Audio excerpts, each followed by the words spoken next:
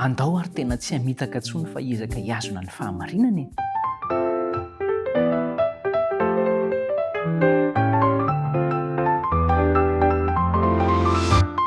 Misaotra an'Andriamanitra tafaraka indray tsika ary ara-baina amin'ny mpifaliana ianao dia asaina ao anatin'ny fotoana fohy amintina an'izay zavatra hitantsika mahakasika an'ilay famitana mampidi-doza indray isika eto.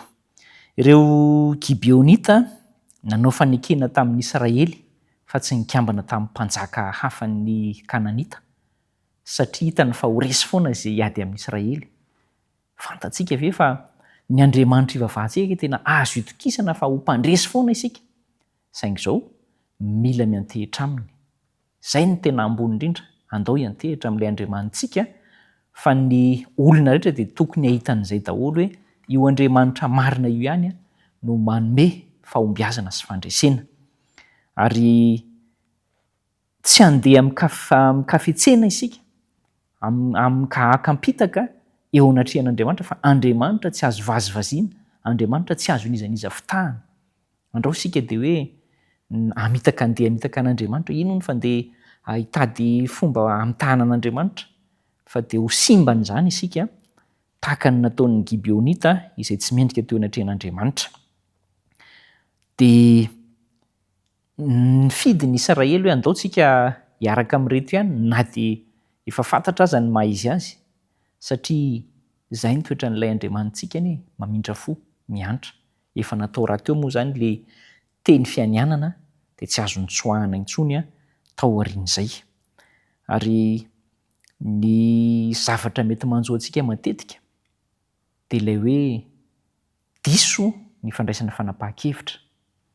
Andao isika hangataka amin'ny tompo. Rehefa tonga ny zavatra miseho anankiray izay mamaika an'ilay fanapahan-kevitra indrindra, aleo aloha mivavaka fa izay no mitondra voka-tsoa. Aleo aloha manontany an'i Jehovah fa izay ihany no azo antoka. Fa izay no nahavoan'ny Josoa ireo mpitarika ny Israely tamin'izany fotoana, ny tsy nanana fotoana hanontaniana ny hevitr'Andriamanitra, ny hevitr' Jehovah izay mahita ny zavatra rehetra sy ny hanarahana ny toromarika avy aminy. Ny Baiboly mitantara tsara dia tsara loatra momba an'ireo hoe mpitarika no nitendren'Andriamanitra nefa nanao fahadisoana. Ry Davida ohatran'izany, Josoa eto nanao ohatr'izany, ary Mosesy teo aloha ihany koa efa hitantsika fa nanao fahadisoana koa ny Mosesy.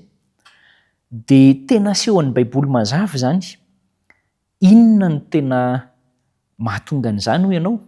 Ahitantsika hoe isika olombelona mihitsy inge io voafidin'Andriamanitra mazava io nefa mbola samy manao fahadisoana na hoe mbola mahavita tonga amin'ny fahadisoana satria misy fotoana tsy hanterantsika amin'Andriamanitra fa andehanana amin'ny herin'ny tena. Andao ialana izany.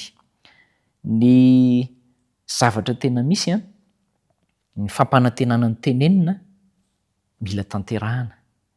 Ary matetika isika na dia ao anatin'ny eritreritra lalina ao fotsiny aza dia mampanantena. Na io aman'olona na io amin'Andriamanitra mampanantena zavatra. Rehefa mandeha ny fiainana nefa dia ohatran'ny miova dia lasa miova koa ianao, miova koa izany. Dia tsy niraisiko ilay fanapahan-kevitra, oka ihany. Nefa efa nampanantena fa hanao zavatra tsara na hanao zavatra anankiray amina olona anankiray. Hitan'Andriamanitra daholo izany ary raisin'Andriamanitra daholo ireny zavatra ireny. Indrindra moa ny faniriana tsara kanefa tsy notanterahana dia raisin'Andriamanitra ary averin'Andriamanitra aminao izany hoe tsarovo ny fanekena efa nataonao. Hanao fanapahan-kevitra isika fa tandremo koa ny fampanantenana hoe mampanantena avy hatrany amin'ny hafanam-po nefa rehefa avy eo tsy mahavita fa tsy tsara ihany koa izay. Andao tsika tena hiala amin'ity aloha hoe mampanantena zavatra tsy azo idivirana nefa teny tsy voahevitra ilay zavatra mampanantenaina. Andao ialana izay fa anisan'ny manimba ihany koa izay eo amin'ny fiainana. Mila miantehitra bebe kokoa amin'Andriamanitra zasy ianao. Ahoana izay miantehitra bebe kokoa izay? Atao anatin'ny eritreritra isaky ny misy zavatra andraisana fanapahan-kevitra dia mipetraka foana hoe Tompo, ahoana ny ataoko amin'izany? Ary izay no nataon'ny Enoka niara nandeha tamin'Andriamanitra tamin'ny androm-piainany 700 taona mahery izany Enoka izany. Dia nahomby ary niraisina Andriamanitra ao any aminy izy amin'izao vatana olombelona zao. Zany ny tena hoe nantsony ny ray ho any aminy enoka. Zany koa no mety mbola iseho amintsika raha ohatra isika ka manaiky ny fahendrena avy any ambony araka an'Andriamanitra. Andao ary ialana ny lainga. Io laingalainga foana io any ahitan-doza.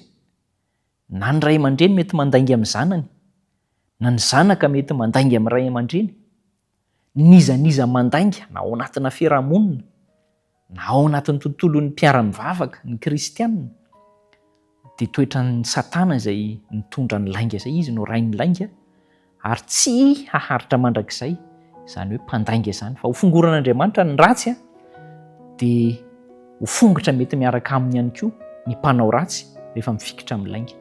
Andao anaiky an'i Jehovah ho hany fahamarinantsika dia entsika mbavaka izany. Vavaka isika.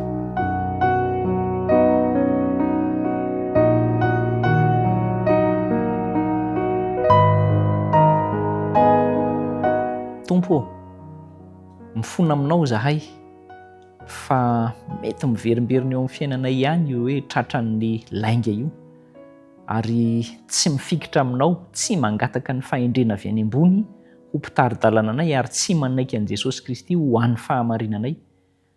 Mamindrafo aminay ary arovo zahay mba tsy ho tratra ny fahadisoana miverimberina, indrindra mba ho todi-soa any amin'ny fiainana mandrakizay, satria niaro ny lelanay tsy hamitaka na handainga. Dia tanterao amin'ity namako ity izany, amin'ny anaran'i Jesosy. Amen.